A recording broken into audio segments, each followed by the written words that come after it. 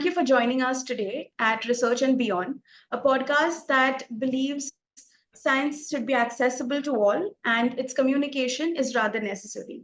So, thank you so much for joining us today.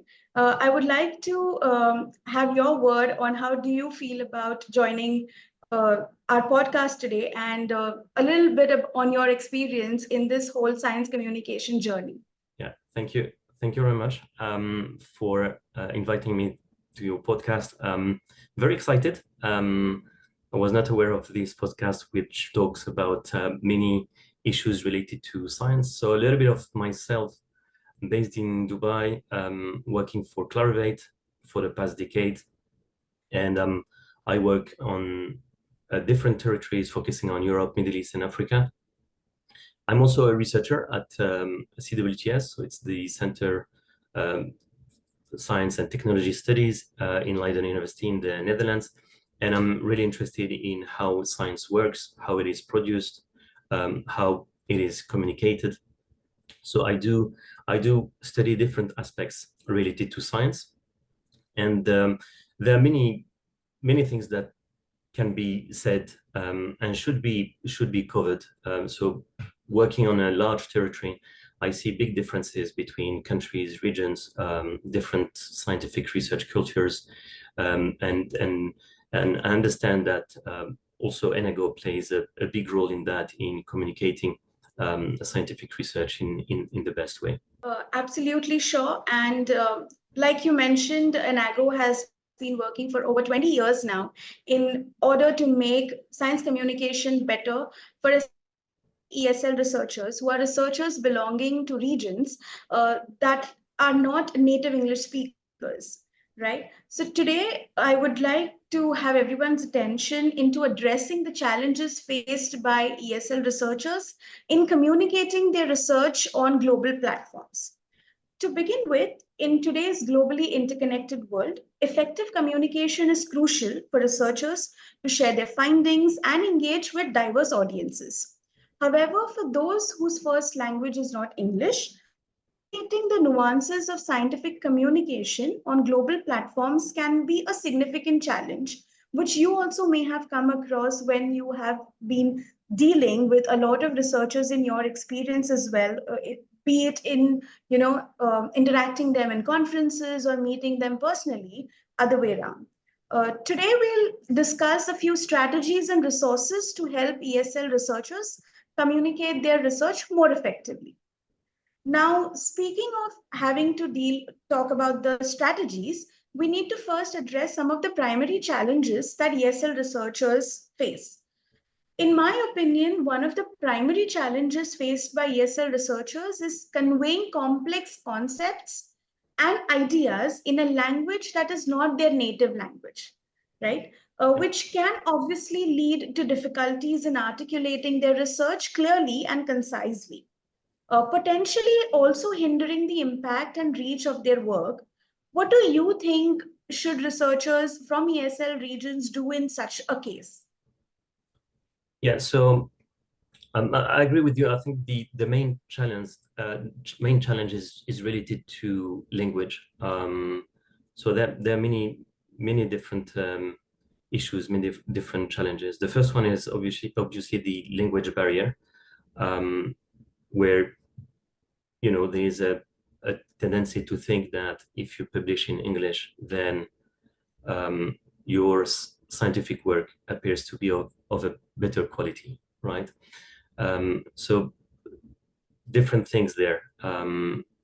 That's the main barrier to reach a global audience. So if you want to publish and reach global readership, then you have to go for English. So this is how it works these days. Maybe last century, you had French, Russian, German, which had better position in the scientific world. And then going back in history, you had Latin, Greek, or at some point Arabic or Hindi, where scientific publications were written in your mother tongue. So that's I think the main challenge is really related to language and the engagement with peers as well. So again, different issues where you have to write a manuscript, or even go to a conference. There are many studies around people not going to conference because they are not well equipped to present their work verbally. I'm not talking about manuscripts here. So language issues, but also different research cultures that we need to be aware of. What might be normal as the way to present some work in a specific country or specific region might be very different from what we have in other continents. So I spoke about the fact that I work in a very large territory, Europe, Middle East, and Africa. So that's more than 80, 90 countries. And all these researchers have to somehow convey their research works in English, because that's how the current system works, and also how the evaluation works, especially when it comes to research evaluation that focuses on specific databases or journals that are mainly publishing content in English. But that doesn't mean we don't have regional or local journals, which are also good venues to publish or to present your work. And in some fields, for instance, social sciences or arts and humanities, the field itself is covering topics or subjects that are really nationally oriented. And in this case, it makes more sense to convey your work in your own language. What I see, and I do that quite often, is institutions, but also countries addressing these issues by providing writing workshops to ESL researchers. So I guess there's some work of awareness, but also training, education on training and equipping the researchers to make sure that everyone is on the same page on how the scientific publishing works. But again, I think the main challenge is related to language, but there are other issues, such as I mentioned, the research culture, and also the lack of awareness of how scientific publishing works. Yes, absolutely. I agree with you, Jamal. But there often comes a time when researchers, or let me put it this way, that international journals, which are English journals, are deemed higher with respect to other native journals. They are said to have higher impact, and people tend to forget about the impact that the research could have, but rather focus on just the reach of the journal. Uh, it also depends on the cultural differences and expectations around the directness and modesty norms and authorial voice, maybe, in that sense. So how do you think, in if there are certain conventions that are placed in terms of researchers definitely wanting to publish in international journals which are in English language, and not really focus on other aspects of how far will their research go, and especially considering the kind of audiences that their research would want to that would interest their research. So these are certain other factors also, right, that researchers should consider, rather than only focusing on publishing in high impact journals which are not in their native language but in English. And in that sense, they also, I think there is also fear of publish or perish amongst researchers, which is very common, Yeah. right? And in this sense, people resort to moving ahead and going ahead with publishing in English journals, like you said. But then, as you clearly mentioned, that there are certain subject areas, such as the social sciences itself, which need to be at times published in the native language of the author themselves if they are from the region. What do you think would be the difference in the kind of reach that a global or an international journal, which is written in the English language, would have, as opposed to something that is written in a native language? We all know that English is vastly spoken in the entire of world, and it is claimed to be the international language, and mostly understood by all. most of the people, the literate people, if we put it like that. But what kind of difference do you see would the research impact pose in terms of having to publish it in a high impact international journal, which is an English language journal, as opposed to the native journal, let's say? Yeah, so I think it's a very difficult question, and many people work on trying to make the science system better. I recently published a paper about something that you mentioned several times, which is, the norms or the standards or the convention, right? So this is how it works in our field. We publish in those journals, and when you dig, you find, that those journals are mainly published or publishing content in English, and that kind of forces you to adopt those standards, right?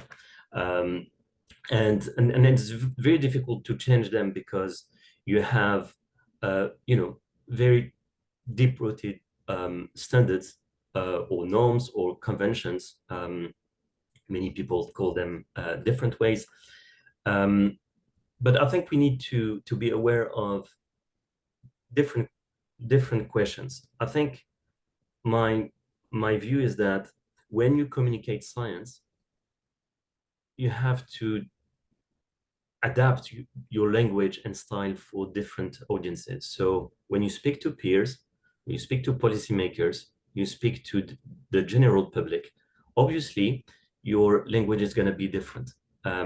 Writing a scientific article is very different from having a conversation in a podcast, or writing a blog post, or having an article in a newspaper, right? So and I guess that's something that we've seen that was a challenge during COVID-19, where my majority of the scientific literature was published in English, but then you have, billions of people, general public, who might not be 100% comfortable with scientific language or scientific publications published in English. So there was a gap between what science was doing and what the population knew about those issues, and that creates some gaps, right? That's where you had, like, fake news, fake science, different issues around that. So I guess the main objective always is to tailor and adapt your language and style for different audiences. Obviously, you have some big fields where you go for natural sciences, hard sciences. English, I would say, is the major language, and you have some issues that are like global issues. You want to go for engineering, then I guess English would probably, again, the main language there. The main issue, and you mentioned that, around social sciences and arts humanities. But if you look at social sciences, where, let's take an example, someone from India or someone from my region studies specific issue about the population. So the population you study and the target population and the policymakers that you may target might not be 100% comfortable with English. So in this case, I see different practices. One is you publish in English because that might be of interest for foreigners, and you might have a different version of your manuscript written in the local language. So of course, that creates additional work. That's where translation comes in. That's where specialized translation comes in. And then you also have, I would say, some techniques where you might have two titles, and you have the full text in English, but at least the title and abstract in local languages, in addition to the title and abstract in English. So these are few ideas to make things easier, and perhaps we'll get to more solutions around automated translation, AI translation. So I guess there might be some solutions there. Yes, absolutely. And rightly said so, like, understanding the audience is very important for you to publish your research on the right platform, let's say, right? Or not just going ahead with the language or the journal that would high impact, but Yeah. also understanding that the kind of research that you're doing is getting delivered or targeting the right audience who are going to take actionable steps in terms of making that research into an actual actionable measure or a commercial success, let's say, Yeah. right? Uh, so when we talk about understanding the audience, I would like to believe that the importance of audience awareness has grown as research dissemination has extended beyond just scholarly articles to policy makers and industry, media as well. Like the general public is also now interested into understanding as to, especially when we talk about space research or other things, climate change, research in climate change, which are some of the major changes that are happening worldwide. So these things are something that are of interest for everyone and not just the scholarly community. So Yep. in that sense, it is very much necessary for ESL researchers as well to adapt to um, easier means of communication with the general public and the policy makers who may not typically be experts in the area of research that the researcher may have conducted, right? So when we talk about the general public or even the policymakers, we use plainer language or avoiding jargon and providing context and deploying analogies or examples from everyday life is supposed to be the key. In that sense, when ESL researchers are not really familiar with common English writing conventions or, such as, let's say, rhetorical styles and discourse patterns used in research writing, these could, do you think these could sometimes lead to a lack of coherence and flow when they are actually transitioning their ideas into simpler language for audience? Because researchers are well versed with jargons or the terminologies that we typically use in research. But when it comes to making it easily accessible for the general public, what kind of difficulties would researchers face in that area? Also, how should they navigate through it and get rid of that issue? Yeah, so yeah, that's an interesting question. And I guess every ESL researchers went through, every ESL researcher went through that a kind of learning of how you write in English, especially when it comes to scientific writing. Um, this is something that I teach in every session that I give when it comes to scientific manuscript writing, where you have to use, or it's better to use, what we call plain English, right? So relatively short sentences, no unnecessary words, familiar words, always the question between active voice and passive voice. This is something that I personally struggle with. English being my third language, using the active versus passive voice in different sections of a manuscript. And when you think about that, it goes back to your point of um, trying to make sure that you convey the message in the best possible way. So I think there is a learning curve there. Again, goes back to the need for education, raising awareness, training researchers, not only in countries where English is not the mother tongue or the official language. This is something that I've seen in the Netherlands, for example, the institution I'm affiliated with. We have workshops where those concepts are taught to researchers, master students, PhD candidates, and you learn about the appropriate style that you have to use, or it's better to use when you write a manuscript. So this is something I would say common. It's not only for ESL researchers, because scientific writing has its own style and as you mentioned, conventions. It's all about conventions and norms. So going back to the using the fact of using idioms and metaphors, I think that's like an advanced level. I don't see that quite often in scientific articles or conference proceedings or scientific publications in general. But if you use them, then try to make sure that they're appropriate and easy to understand in given context, because not everyone might be aware of that specific metaphor that you use in your manuscript.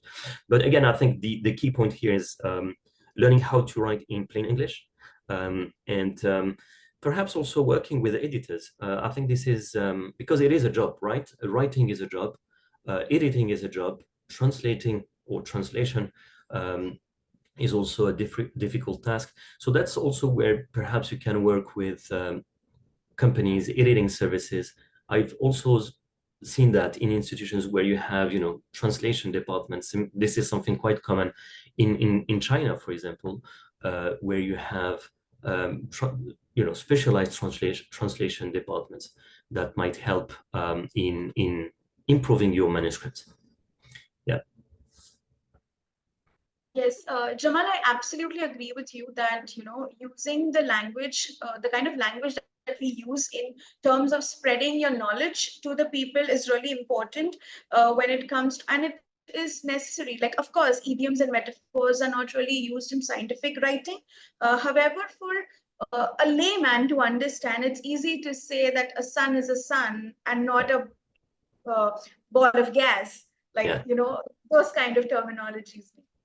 Yeah. But you also mentioned about, ESL researchers or otherwise also having to take support from editors or, professional services. So do you think using publication support services would largely help researchers in terms of, being more publication ready and creating and leading them towards a successful publication journey as a researcher?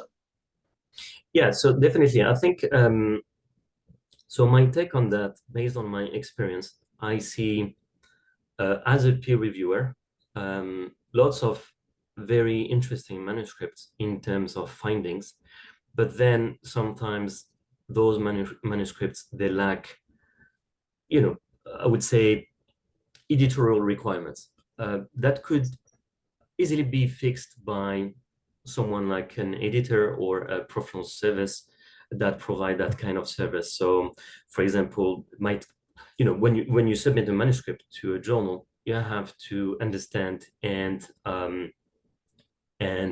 yeah, you have to understand the journal guidelines, the submission requirements. So the publisher or the editor, the journal is expecting something in a certain format, right? So that might be related to the writing style, the structure of the manuscript, the format, the style of the references, and all of that is,